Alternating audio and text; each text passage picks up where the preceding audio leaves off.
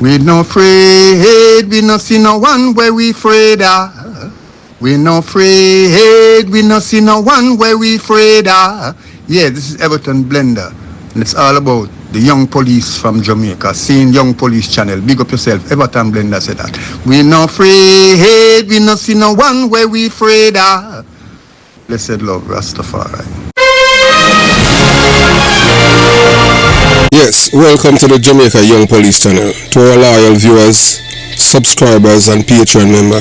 At the channel, we are a group of law-abiding citizens who believe in the rule of law and respect the rights of every citizen, but not the ones who do not subscribe to such behavior. We do believe in and support preemptive strikes because they save lives. This is a logical conclusion because preemptive strikes save lives and prevent the further loss of lives. We are all about saving lives at this channel. We at the channel aid criminals with a passion and do not want them over here.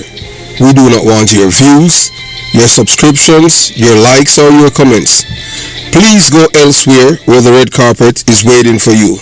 Over here, we want you to go to prison or the departure lounge at Madden. Moving on to today's video. So as we continue the journey, this is part 2 of a 9-part series of this exposing Wilfred, Ratigan and its group, their motives to destabilize the Jamaican government, using his training as a former FBI agent to cause problem in the country and division and to create that vacuum so that his political party, it's a political gain and financial gain for him.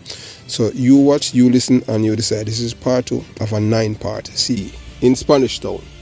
And I heard a man talking with a special constable in him uniform and telling him about a shooting that happened the day before. And and claiming that he was there, you know. And guess what? Everything that he was saying is a lie, because I was one of the 2 policemen that was involved. 2 policemen that were involved. Right. So and I was so appalled that I have to even interject and tell the man, say, you're a big man, you know, you must not tell lie on yourself because you weren't there. You understand? Then he started to change the argument and he was like, who are you? And I told him who I was. You understand? That's how people are. So people, I don't know what people get out of by telling lies on themselves. That is one of the main reasons why I do not go to these ex-police association thing here in America. Because the first one I went to, everybody have a tall tale to tell. Yes, and it's just lies. What kind of benefit do you get from talking about killing people? How that benefits you? That is not nothing to boast about. Because the people who are real killers in this world, they don't talk about it. They wear jacket and ties are in Washington DC, as you know. They don't talk about it. It's only stupid people who are ignorant talk about, because a life is a life. It doesn't matter how evil a person is. That is not nothing to boast about, taking someone's life. Well, you know, one of the families I grew up with, and even when my dad had migrated, and we bought the property from them out at Albion Estates. You know who owned the property at Albion Estates, right? No, I don't know, you know. The Spalding, them out in St. Thomas. They developed that. You're talking Tony Spalding? Tony and Winston.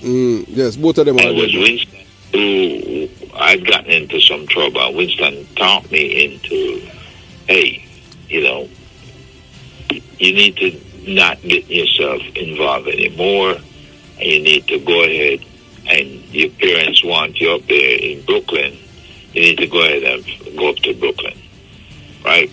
So I was privy to a lot of things because of my dad, right? I was in the Cadet Corps, I was up at camp, you know, everybody. So what you're saying, that your father, someone who served in the military, was sharing confidential information with you?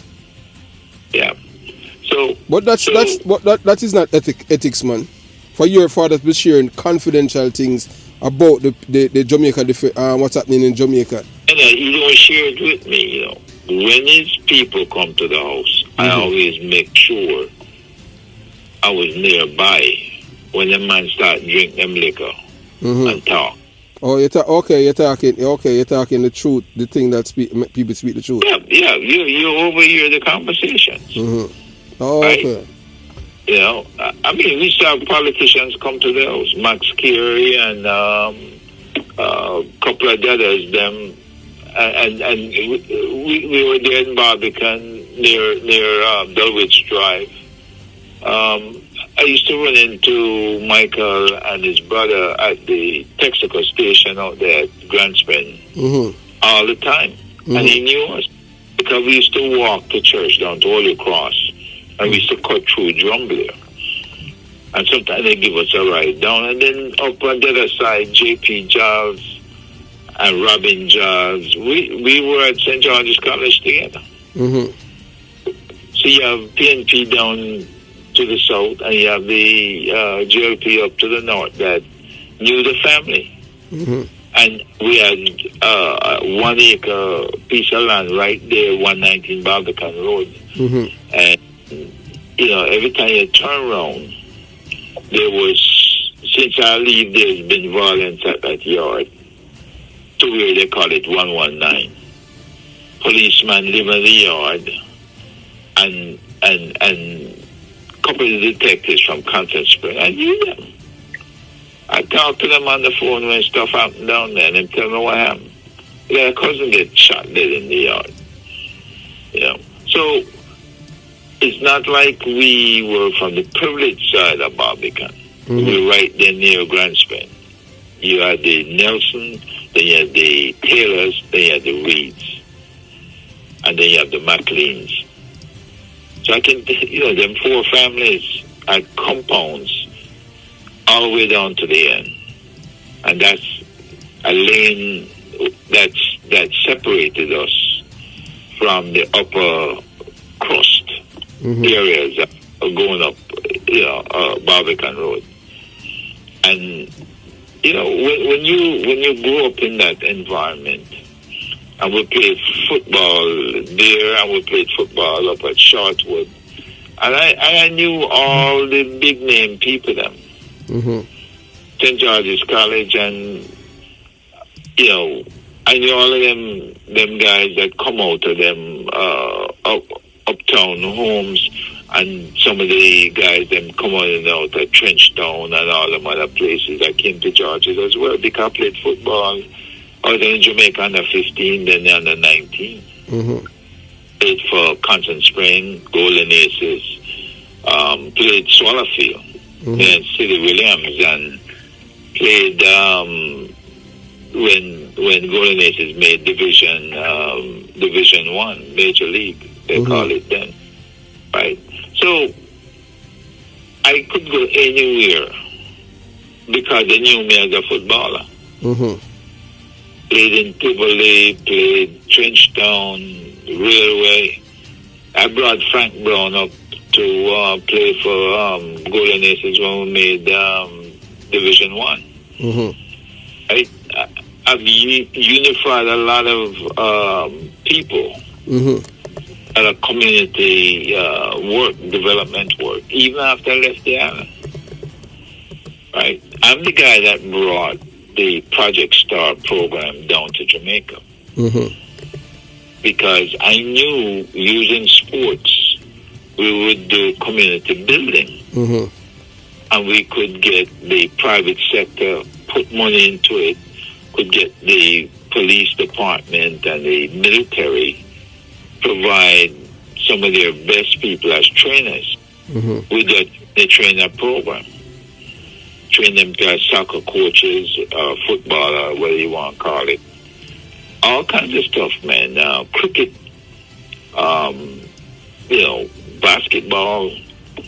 And the idea was once you bring them in and you brought young people together, you would do community building exercises, because these were in fact team building exercises. You are on an actual team. Where did I get that from? I learned that from Captain Peter Whittingham, used to be the Gang and Homicide Division Chief at LAPD. So what's the problem now with your group? The what you call it, the diaspora group. What's going on with you guys? Well, we are Ratigan. We just forced him to give up the group, and we are now. He wants the part with the money. The One Jamaica Legal Defense Foundation. He wants the money. Yeah, well, we let him have it because that collection of money was a lot of cash, and I had my suspicions as where the cash might be coming from. So where you think the cash is coming? Because where you think the cash is coming from? Well, you know, PNP had a strong interest, especially with the gentleman you discussed a while ago. Oh, ugly some. Three people started this investment bank, and two of them is diehard PNP. One is the leader of the PNP, and the other one back him up. You're talking Baby Trump and Bunting. Yeah, there you go. There you go. So they are the one that contributed the money to this movement. That's what I believe. That's what I. But you see, Ratigan himself ran the bank account. He did not make me privy to anything. He claimed I had privilege. No, the only thing I had was I opened the Proton Mail account that showed the money that come in from ZELLE. Right? I couldn't tell anything else about the bank account. And I kept saying to him, we got to follow IRS rules because my brother is a CP and he keeps telling me, don't get drawn into anything where they're not following IRS rules. True. For a year and a half, I've been on this, man, to follow IRS rules, to have the donors list, to acknowledge people's contributions, to do all of this stuff. And he refused. So when he finally kicked me out after the problems we had in Canada with Wayne Lonesome. Oh, so so you are the one that start talking about the missing funds from the accounts and stuff like that? I am the one that talk about, I won't call it missing funds, just call it bad bookkeeping. No. Look here, that that is so. Look here. You can analyze some what you're saying, but as to me, I just call a spade a spade. I don't sugarcoat things. You understand what I'm saying? I'm not sugarcoating. No, but you just. I wrote a letter to IRS explaining. Oh, okay, so just in case anything that you're not culpable. Yeah. Okay. If you don't tell me before you call a meeting on the board, I don't know what the meeting is about till I get a call. And then after the meeting, you don't give me the minutes to approve. Right? I don't know what's being written. I don't know anything. So I do what I need to do to protect myself. You know? So we're waiting now to see if the hammer gonna fall. So okay, so the split now within the organization. So you and Rupert Francis are being kicked out of the group. Oh, we no. Are you vacated? The Call to Action group. We have the Global Jamaica Diaspora Council, and we have the Jamaica Diaspora Crime Intervention Prevention Task Force. Okay, so what are the role of these organizations? What's the end goal? The role of the organization was designed against. Well, it was first designed was to train Jamaican police. We got 60-something. Train Jamaican police to do what? Canadian police in our organization. No, to train Jamaican police to do what? Well, first of all, undercover work, and the next one was developing CIs. All right, but look here, I was a detective, you know. Okay. So in terms of... how did you guys develop CIs as a detective? Oh, confidential informant, I see people in my community do it. It's the same Yeah, people. but It's the same people within the community is gonna provide information to you, and it's based on how you treat people. That people will show you that they have the greatest amount of respect for you as a detective, and they will share information with you. I have look here. I have left the police for decades now, and I have still people. I have people who used to who used to share information with me. Their grandchildren now are sharing it with me now because of the confidentiality and that trust that I have built up with them when I was serving. That they now are sharing information. The grandchildren are sharing because they have that amount of trust in me because of what their grandparents have told them about me. Because not one of my informants have ever been exposed or been killed or anything like that. None. Well, okay. I take my hat off to you. Yes. But listen, there are other officers who have exposed people either directly or inadvertently. Yes. And I have some high-ranking folks that disclose a lot of stuff to me. And of course, when I'm sitting up where I used to sit, and I go into certain systems, and I can see all the chicanery going on amongst politicians. I can see how things went down. I was in the Army Special Operations in Panama when the last was going down in 74, 75, and afterwards. So I've always had my eyes on the ball, so to speak. So when I retired after 24 years in the Army, I went... No, you did 24 years in the Army where? In the United States? In the United States, yeah. So at what rank you left you retired? Master Sergeant. Army Master. Okay, so you're a retired military man too? Yeah. Okay, and then after that you did 16 years as a CIA analyst? Right. So you still have a security... So how many years now since... so you were a private contractor? Yes, I left... Well, last contract I was with that... And you stay in place, but you just change your contractor. That pay you. That's basically all it is. Booz Allen for 7 years. General Dynamics for 3. Northrop Grumman for 3. And I mean, it's a good cover. The bottom line is you are with that agency. And all the exposure you get, you have coverage. Right? So all you end up in an organization with Ratigan? Well, Ratigan is the one who was pushing a lot of things. Right? Like pushing like a lot of things like what? Like how do you do interference in corrupt undertakings by the government? And so we thought, okay, this guy appears legit. But I knew about Ratigan long before he even came and joined us. Yes, because if you had done your research, you had seen where... I did my research, brother, trust me. Yes, but you'd have seen that where the George W. Bush administration had zero trust in this man, and he's a Jamaican. They had seen him, the Americans had seen him as a traitor to America. If this man was, as an FBI agent, was seen as a traitor by his adopted government, why would you think that he would be loyal to anyone? If he's seen as a traitor by the commander-in-chief, as a traitor to America during 9/11, why would you trust someone like that as someone who served in the military? I served in the military 2 years, I'm going to tell you this. I had received Ratigan number, I did not even save the number.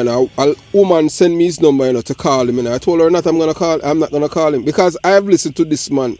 And to me, this man have 0 ounce of integrity or even shame. This man is a narcissist.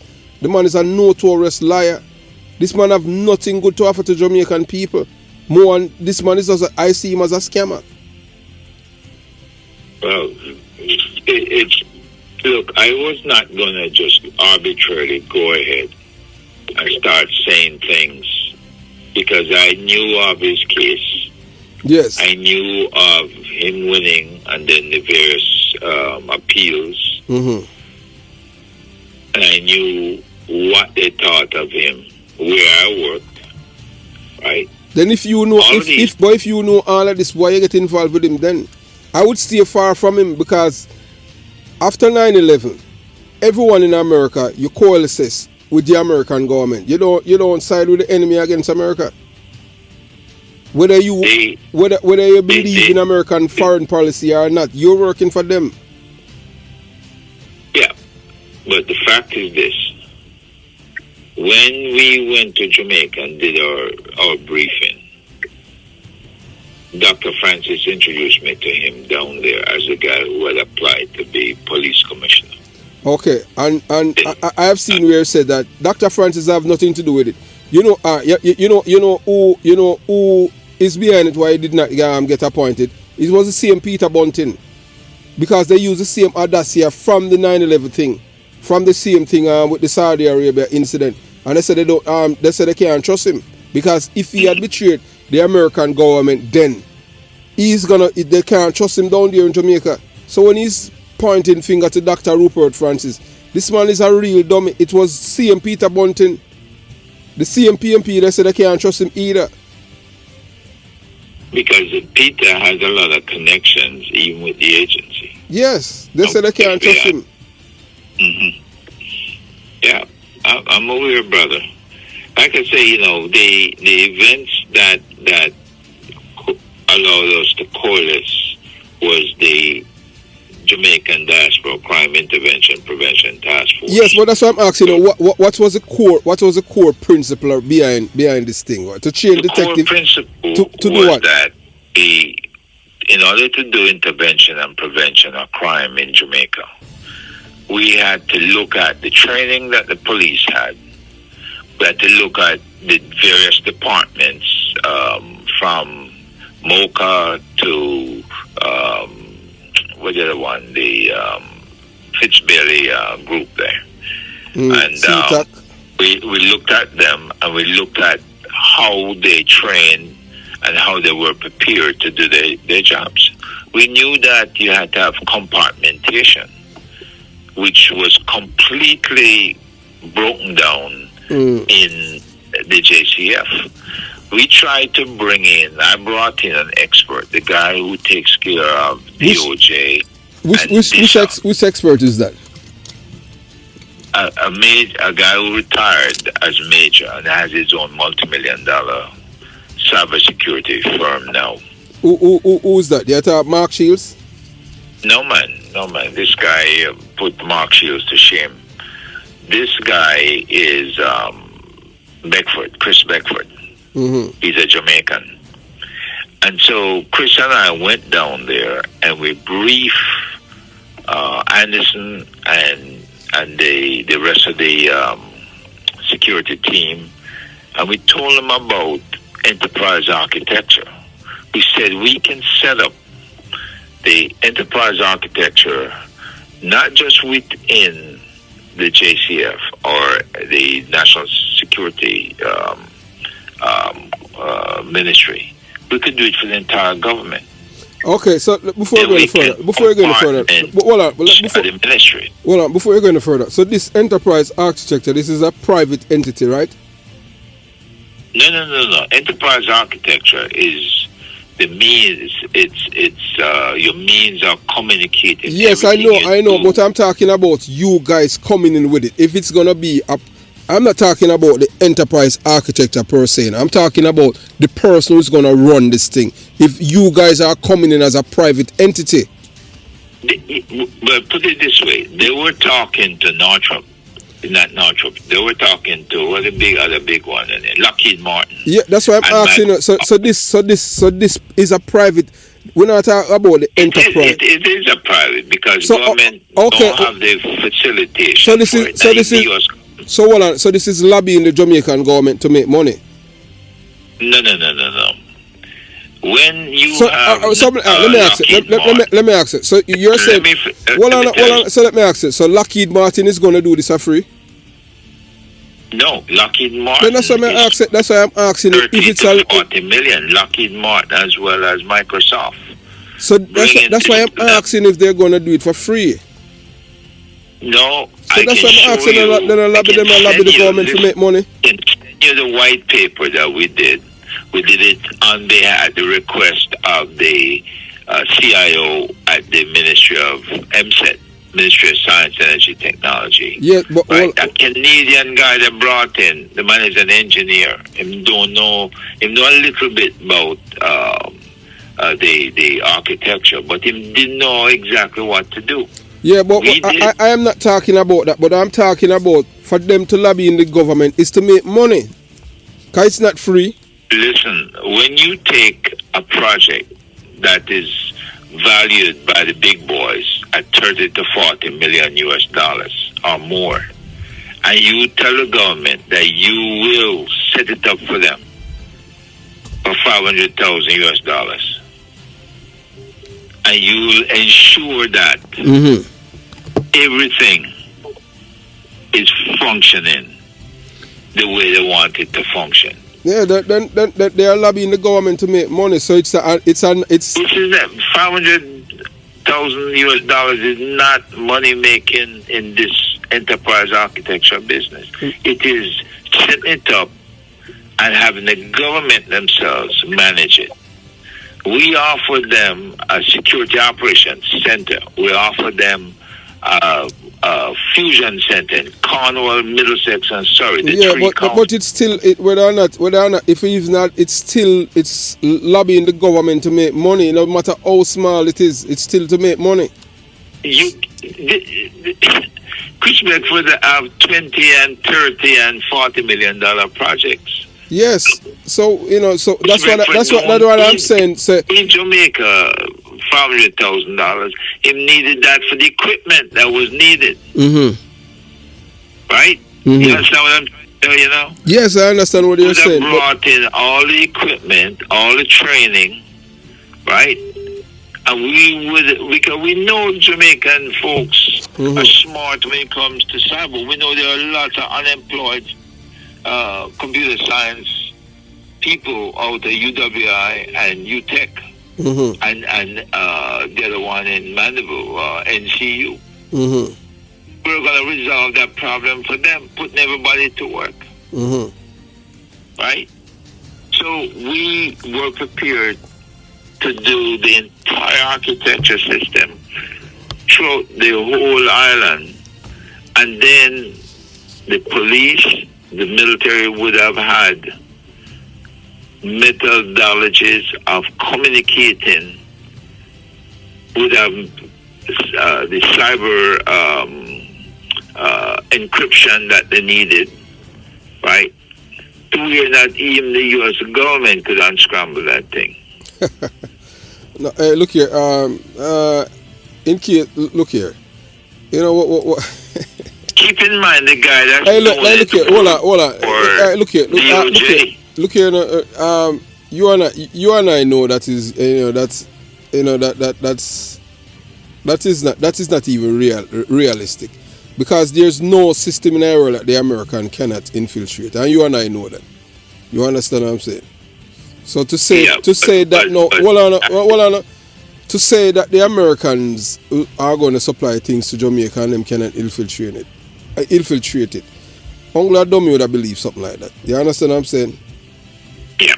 So yeah. No, I hear what you're saying, but I'm telling you what we were prepared to do. Yeah, but there's always cracks in anything. You understand what I'm saying? Look at Microsoft. So we know NSA would have that capability. We know Cybercom would have that capability. Yeah, so when you have to understand that. So why would the American government need to break anything that the Jamaican government had if it were working properly? And if we ask them, setting these things up would have an American element to it. All right. So let me.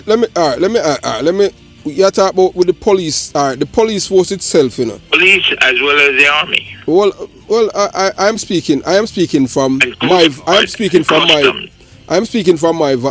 vantage point as a farmer detective, The police force Right. itself has been dismantled, you know. It's been dismantled by the PNP government. In when I'm not talking about when I was there when them started the dismantling of the police force. We have a thing they call special branch, which is equivalent to the number one spy agency in Jamaica. The PNP criminal organization dismantled it in 2011. In 2011, because of the Trafigura scandal, because it was a special branch that gave Bruce Golden the information that Colin Campbell had collected the bribe from the overseas company, from the company in Europe, the $33 million. Yes. And they dismantled it along with Owen Ellington. Owen Ellington is the most corrupt politician, you know. The most corrupt commissioner of police. But now he's even as a senior superintendent. No man, him corrupt long time, man. Him born corrupt, man. Well, I'm trying to tell you, we had reporting that the man pull up in a community, pop him car trunk, and was handing out weapons. Oh, Owen Ellington? Yeah. Which community was that? I can't recall right now, but this is the conversation I was having with the former head of MIU. Which person of MIU you were talking with about that? When he was senior superintendent of police? Colonel Barkley. But that, okay, and he was, so alright, if he went to a community and handing out weapons to people as a senior, so who were these men that he was handing these weapons to? Are they affiliated to any political party or anything like that? Political party, yes. Which political party? Owen Ellington. Which political party that he was handing out weapons to men from which political party?